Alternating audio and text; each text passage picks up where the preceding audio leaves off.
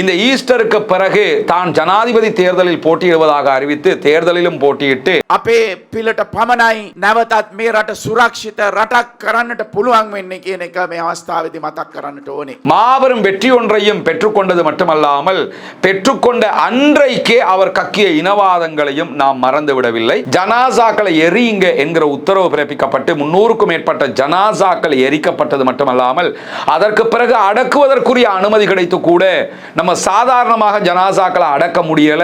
எந்த பிடிஏ என்கிற பயங்கரவாத தடை சட்டத்தை வைத்துக்கொண்டு அநியாய கைதுகளை மேற்கொண்டாரோ அதே கோட்டாபே ராஜபக்ஷ தற்போது பிடிஏவின் கீழால் தன்னை கைது செய்ய வேண்டாம் என்று நீதிமன்றத்தில் கோரிக்கை விடுத்திருக்கிறார். காலத்தை நாங்கள் மனிதர்களுக்கு மத்தியிலே சுழல விடுகிறோம் என்கிறான் இறைவன் திருமறை குர்ஆன்ல.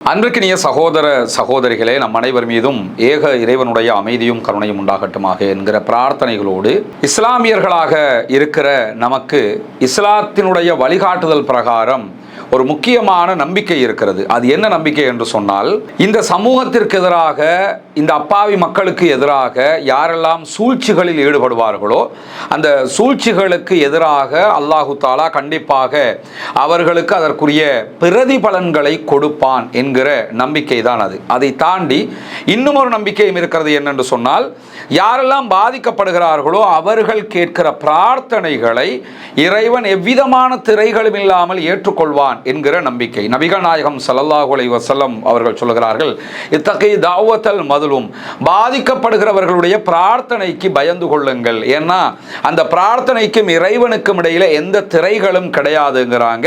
இன்னொரு நபிமொழியில நபிகள் நாயகம் மேலதிகமாக சொல்கிறார்கள், பாதிக்கப்பட்டவன் வலவுக்கான காஃபிரன், அவன் காஃபிராக இஸ்லாத்தை ஏற்றுக்கொள்ளாத, இஸ்லாத்தை மறுக்கக்கூடியவனாக இருக்கிறான் என்றால், அவன் பாதிக்கப்பட்ட நிலையில் பாதிப்பை உண்டாக்கியவன் ஒரு முஸ்லிமாக இருந்தாலும் இறைவன் பாதிக்கப்பட்டவனுடைய கோரிக்கையை தான் ஏற்றுக்கொள்வான். எனவே பாதிக்கப்பட்டவர்களுடைய பிரார்த்தனைக்கு ரொம்ப பயந்துக்கிறங்க என்று சொல்லி இஸ்லாம் நமக்கெல்லாம் அழகான வழிகாட்டுதல்களை தருகிறது.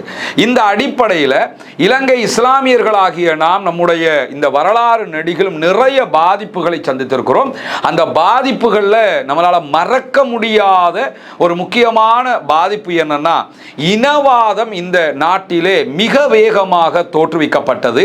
நமக்கு தெரியும், அலுத்கம கலவரம், பேருவளை உள்ளிட்ட பகுதிகளில் நடைபெற்ற இஸ்லாமியர்களுக்கு எதிரான மாபெரும் கலவரங்கள், அதையெல்லாம் யாரும் மறக்கவோ மறந்து சாதாரணமாக கடந்து போகவோ முடியாது.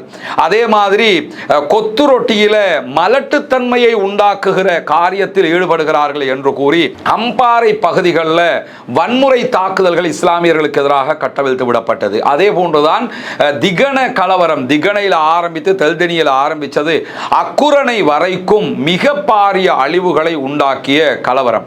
இதுவெல்லாமே கண்ணுக்கு முன்பதாக நம்ம எத்தனையோ ஆண்டுகளுக்கு முன்னாடி நடந்தது, ஒரு கம்பள கலவரம் மாதிரி நடந்தது நினைக்கிற ஒரு கலவரம் கிடையாது. ஒரு 10 ஆண்டுகளுக்குள்ளாக நம்ம கடந்து போன மிக கொடுமையான நிகழ்வுகள். இதனுடைய தொடராக இந்த இனவாதம் உச்சம் தொடுகிற இடமாக மாறிய ஒன்றுதான் ஈஸ்டர் அட்டாக் தாக்குதல்கள். ஈஸ்டர் தினத்தை இலக்கு வைத்து ஒரு சில ஷைத்தான்களால் முன்னெடுக்கப்பட்ட தாக்குதல், அதனுடைய விசாரணைகள் தற்போது மிக மும்முரமாக நடைபெற்று வருகிறது. யாருமே எதிர்பார்க்காத பல திருப்பங்களும் ஏற்பட்டு வருகிறது. இலங்கையினுடைய புலனாய்வு பிரிவின் முக்கியஸ்தராக செயல்பட்ட சுரேஷ் சலே கைது செய்யப்பட்டிருக்கிறார். பல அதிர்ச்சிகரமான தகவல்கள் அந்த தரப்பிலிருந்து நீதிமன்றத்தினூடாக வெளிவந்து கொண்டே இருக்கிறது. நாளொரு பொழுதிலும் இந்த செய்திகளை நம்ம பார்த்து கொண்டே இருக்கிறோம். அதே போன்றுதான் கோட்டாபே ராஜபக்ஷ இனவாதத்தின் உச்சாணி கொம்பிலே வந்து அமர்ந்து கொண்டு இந்த ஈஸ்டருக்கு பிறகு தான் ஜனாதிபதி தேர்தலில் போட்டியிடுவதாக அறிவித்து தேர்தலிலும் போட்டியிட்டு අපේ පිළට පමණයි නැවතත් මේ රට සුරක්ෂිත රටක් කරන්නට පුළුවන් වෙන්නේ කියන එක මේ අවස්ථාවේදී මතක් කරන්නට ඕනේ. மாபெரும் வெற்றி ஒன்றையும் பெற்றுக்கொண்டது மட்டுமல்லாமல் பெற்றுக்கொண்ட அன்றைக்கே அவர் கக்கிய இனவாதங்களையும் நாம் மறந்து விடவில்லை.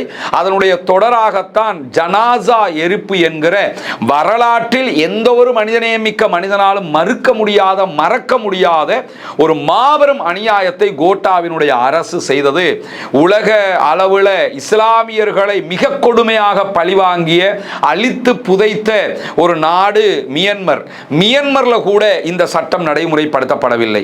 அதே மாதிரி உலகம் முழுவதும் இஸ்லாமியர்களுக்கு எதிராக பல நாடுகளில் அநியாயங்கள் இழைக்கப்பட்டாலும் இந்த கோவிட் ஜனாசாக்களை அடக்க விட மாட்டோம், நெருப்புல போட்டு எரிங்க என்கிற சட்டத்தை ஈவன் இஸ்ரேல் கூட அப்ளை பண்ணலங்கிறது நமக்கு தெரியும். இப்படியான ஒரு சூழல்ல தான் உலக சுகாதார மையத்தினுடைய அறிவுறுத்தல்களை மீறி, இலங்கையில இருந்து எத்தனையோ கற்றறிந்த அறிஞர்களுடைய அறிவுறுத்தல்களை மீறி எல்லா அறிவுறுத்தல்களையும் தூக்கி குப்பள வீசிட்டு ஜனாசாக்களை எரியுங்க என்கிற உத்தரவு பிறப்பிக்கப்பட்டு 300க்கும் மேற்பட்ட ஜனாசாக்கள் எரிக்கப்பட்டது மட்டுமல்லாமல் அதற்கு பிறகு அடக்குவதற்குரிய அனுமதி கிடைத்து கூட நம்ம சாதாரணமாக ஜனாசாக்களை அடக்க முடியல. ஓட்டமாவடியில மஜ்மா நகர்ல கொண்டு போய் அடக்க வேண்டிய ஒரு நிர்பந்தம் ஏற்பட்டது.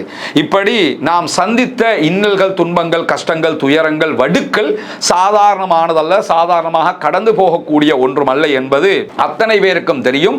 இது நம்முடைய வரலாற்றிலே பதிவு செய்யப்பட்ட ஒன்று. நம்முடைய குழந்தைகளுக்கு ஒவ்வொரு நாளும் இப்படி ஒரு அநியாயம் இந்த நாட்டிலே நடைபெற்றது என்பதை நாம் சொல்லிக் கொடுக்க வேண்டும், பாடமாக உணர்த்த வேண்டும் என்பதையும் இந்த இடத்திலே சொல்லிக் கொள்ளுகிற அதே நேரத்தில் தான் இப்படியான அநியாயங்கள் நடைபெறுகிற சூழல்களில் எல்லாம் நம்முடைய சமூகத்தை சேர்ந்தவர்கள் இதற்கு எதிராக நீதிக்காக போராடினோம், வீதிகளில் இறங்கி போராட்டங்களை நடத்தினோம், ஆர்ப்பாட்டங்களை செய்தோம், ஜனநாயக கோரிக்கைகளை வைத்தோம், நீதிமன்றங்களை அணுகினோம்.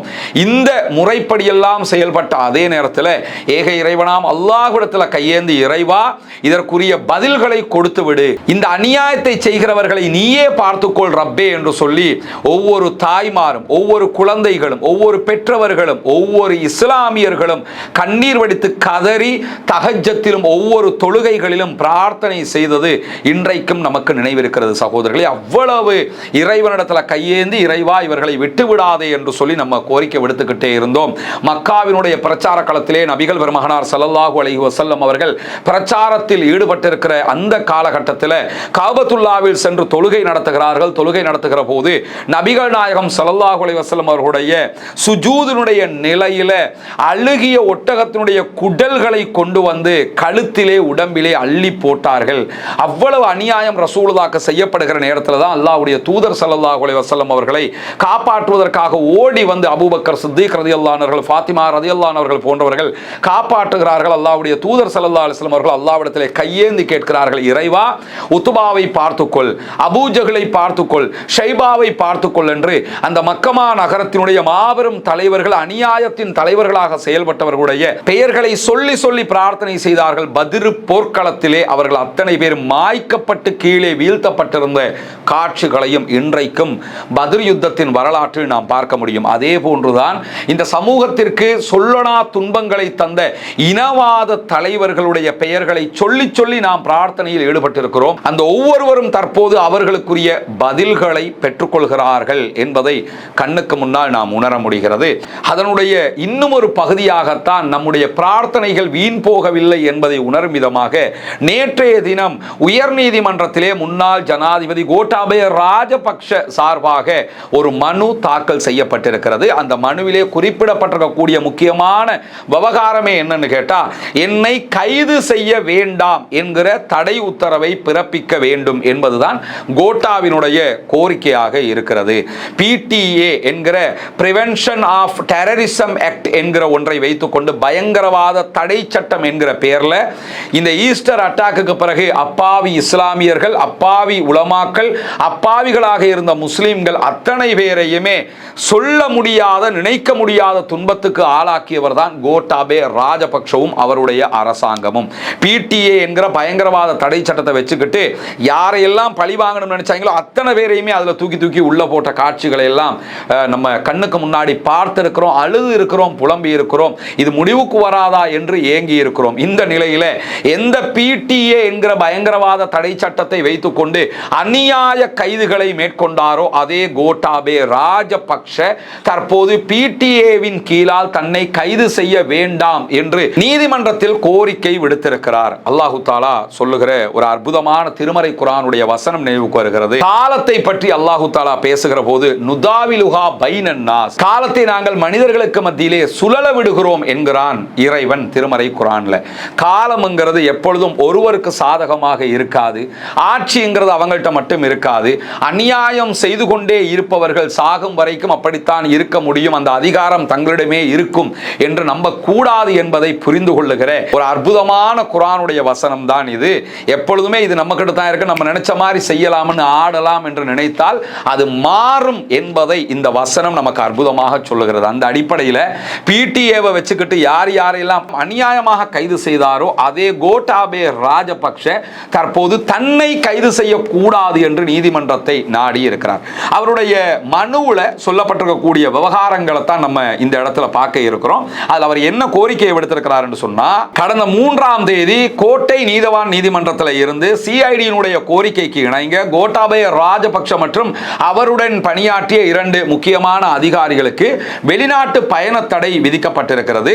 இந்த செய்தியை தான் ஊடகங்கள் மூலமாக அறிந்து கொண்டதாகவும், எனவே தன்னை கைது செய்வதற்கான வாய்ப்பு இருக்கிறது என்கிற காரணத்தினால தடை உத்தரவு பிறப்பிக்கப்பட வேண்டும் என்று சொல்லி மனுதாரர்களாக பிரதிவாதிகளாக தன்னுடைய மனுவில் அவர் 4 பேரை குறிப்பிட்டிருக்கிறார். அதிலே முதலாவதாக போலீசுமா அதிபரை குறிப்பிட்டிருக்கிறார். இரண்டாவதாக சிஐடி குற்றப்புலனாய்வு திணைக்களத்தினுடைய பணிப்பாளர் ஷானி அபேசேகர அவர்களை குறிப்பிட்டிருக்கிறார். அதே போன்று குற்றப்புலனாய்வு திணைக்களத்தினுடைய பொறுப்பதிகாரியாக செயல்படக்கூடிய மாதவ குணவர்தன அவர்களை குறிப்பிட்டிருக்கிறார். அதே நேரம் 4ஆவதாக சட்டமா அதிபரையும் அவர் குறிப்பிட்டு இந்த மனுவை தாக்கல் செய்திருக்கிறார். இதில் அவர் சொல்லுகிற மிக முக்கியமான செய்திகள் என்னன்னு கேட்டா, நடைபெற்ற ஈஸ்டர் அட்டாக் தாக்குதல்களுக்கும் எனக்கும் எந்த விதமான தொடர்புகளும் கிடையாது. இதுவரைக்கும் நடத்தப்பட்டிருக்கக்கூடிய எந்த விசாரணைகளிலும் என்னை எந்த இடத்திலும் இது தொடர்பாக விசாரிக்கவும் இல்லை, என்னிடத்தில் எந்த விதமான வாக்குமூலங்களும் பதிவு செய்யவில்லை என்று சொல்லக்கூடிய முன்னாள் அதிபர் கோட்டாபே ராஜபக்ஷ அவங்க தேவைப்பட்டால் எந்த நேரத்திலும் இது தொடர்பில் தான் வாக்குமூலம் வழங்குவதற்கு தயாராக இருப்பதாகவும் குறிப்பிட்டிருக்கிறார். மேலதிகமாக இது தொடர்பில் மனுவில் தெரிவிக்கக்கூடிய கோட்டாபே ராஜபக்ஷ தான் ஜனாதிபதியாக இருக்கக்கூடிய காலகட்டத்தில்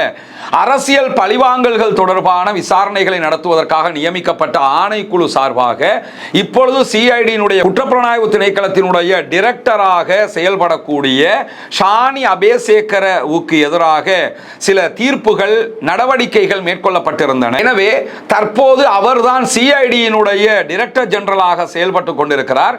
என் மீது இருக்கக்கூடிய வெறுப்பின் காரணமாக, கோபத்தின் காரணமாக அவர் எனக்கு எதிராக அதிகாரிகளுக்கு அழுத்தம் கொடுக்க வாய்ப்பு இருக்கிறது. எனவே இந்த விசாரணைகளை சிஐடியினுடைய குற்றப்புலனாய்வு திணைக்களத்தினுடைய பொறுப்பதிகாரியாக இருக்கிற டைரக்டர் ஜெனரலாக செயல்படுகிற ஷானி அபேசேகர அவங்க சுயாதீனமாக மேற்கொள்வதற்கான வாய்ப்புகள் கிடையாது, என்னை கைது செய்வதற்கான அழுத்தங்களை கொடுக்கும் வாய்ப்புகள் இருக்கிறது என்று சுட்டிக்காட்டுகிறார் கோட்டாபே ராஜபக்ஷ. ஈஸ்டர் தாக்குதல்கள் தொடர்பாக விசாரணை நடத்த பணிக்கப்பட்டிருந்த ஆணைக்குழுக்கள் மூலமாகவோ அல்லது விசாரணைகளை நடத்தி வழங்கப்பட்டிருக்கக்கூடிய நீதிமன்ற தீர்ப்புகளிலோ தனக்கு எதிராக எந்த குற்றச்சாட்டுகளும் இதுவரை சுமத்தப்பட்டிருக்கவில்லை என்பதையும் குறித்த மனுவிலே கோட்டாபே ராஜபக்ஷ சுட்டிக்காட்டியிருக்கிறார். இதையெல்லாம் சுட்டிக்காட்டிட்டு மேலதிகமாக அவர் என்ன சொல்றாருன்னு கேட்டா, முன்னாள் ஜனாதிபதி மைத்ரிபால சிறிசேனவினால் நியமிக்கப்பட்ட ஜனாதிபதி விசாரணை ஆணைக்குழு அதனுடைய அறிக்கைகள், அதே போன்று பாராளுமன்ற தேர்வு குழுவினுடைய விசாரணை அறிக்கைகள், அதே போன்று பிரித்தானியாவினுடைய சேனல் 4 ஊடகத்திற்கு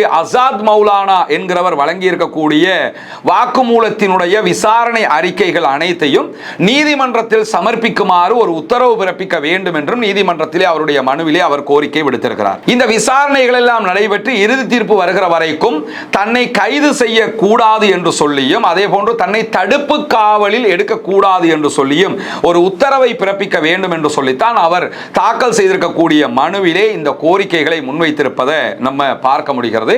எனவே இது தொடர்பான அடுத்த கட்ட நடவடிக்கைகளை நீதிமன்றம் தான் எடுக்கும். உயர் நீதிமன்றம் இது தொடர்பான விசாரணைகளை நடத்தி அதற்குரிய தீர்ப்புகளை, அதற்குரிய உத்தரவுகளை பிறப்பிக்கும் என்பதிலே எல்லோருக்கும் நம்பிக்கை இருக்கக்கூடிய இந்த சூழல்ல தான் இந்த மனு தாக்கல் செய்யப்பட்டிருக்கிறது. நம்ம இந்த இடத்துல புரிந்து கொள்ள வேண்டிய மிக முக்கியமான விவகாரமே என்னன்னு கேட்டா, அநியாயம் இழைக்கப்படுகிற போது நாம் அதற்கு ஜனநாயக ரீதியாக எதிர்வினையாற்றி அதற்குரிய நீதியை தேடுகிற அதே நேரம் அல்லாஹ்விடத்திலே கையேந்தி, இறைவா நாங்கள் பாதிக்கப்பட்டிருக்கிறோம், எங்களை கைவிட்டு விடாதே, இதற்கு எங்களுக்குரிய தீர்வுகளை தந்துவிடு யா ரப்பே என்று சொல்லி நாம் கையேந்துகிற போது நாம் அதற்குரிய பலன்களை, அதற்குரிய நியாயங்களை, அதற்குரிய தீர்வுகளை அடைந்து கொள்வோம் என்பதற்கான ஒரு நடைமுறை சான்றாகவும் இவற்றை நம்ம பார்க்க முடிகிறது. பொதுவாகவே இலங்கையில் நடைபெற்று வரக்கூடிய இந்த ஈஸ்டர் தாக்குதல் தொடர்பான விசாரணைகள் தற்போதைய அரசின் கீழ் நியாயமாகவும் நேர்மையாகவும் முன்னெடுக்கப்பட்டு வருகிறது என்கிற கருத்தாளர்கள் தற்போது பொதுமக்கள் மத்தியிலே வியாபித்து காணப்படுகிறது. இதிலே ஒரு தீர்வு எட்டப்படும், இதனுடைய முக்கிய சூத்திரதாரிகள் அடையாளம் காணப்படுவார்கள், பாதிக்கப்பட்ட மக்களுக்கு நியாயம் கிடைக்கிற அதே நேரம் நேரம் பாதிக்கப்பட்டவர்களுக்கு இதிலே தண்டனை பெற்றுக் கொடுக்கப்படும் என்கிற நம்பிக்கை மக்களுக்கு மத்தியிலே வலுத்து வருவதையும் நாம் அறிய முடிகிற அதே நேரம் தொடர்ந்தும் இது தொடர்பான செய்திகளை உங்களுக்கு மத்தியிலே நாம் கொண்டு வந்து தருவதற்கான காரணமும் என்னன்னா, பாதிக்கப்பட்ட சமூகத்தில் மிக முக்கியமானவர்கள் நாம். எனவே இதனுடைய நடவடிக்கைகள், நீதிமன்ற செயல்பாடுகள் எப்படி நடைபெறுகிறது, அதனுடைய அடுத்த கட்டங்கள் என்ன என்பதை நாம் தெளிவாக ஒவ்வொரு நாளும் புரிந்து கொள்ள வேண்டும். அந்த அடிப்படையில் தான் இந்த தகவல்களையும் சொல்லி வருகிறோம். பொறுத்திருந்து பார்ப்போம். நீதிமன்றத்தில் மிக தெளிவான விசாரணைகள் நடைபெற்று நீதி நிலைநாட்டப்படும் என்கிற நம்பிக்கையோடு அடுத்த கட்ட நிகழ்வுகளை எதிர்பார்த்து இருக்கிறோம். அடுத்த கட்ட செய்திகள் வருகிற போது அவற்றையும் உங்களுக்கு கொண்டு வந்து தருவதற்கு நாம் தயாராக இருக்கிறோம். அல்லாஹு தாலா அனைத்திற்கும் போதுமானவன் என்கிற நம்பிக்கையோடு வாஹ்ர தஅவானா அல்ஹம்துலில்லாஹி ரப்பில் ஆலமீன்.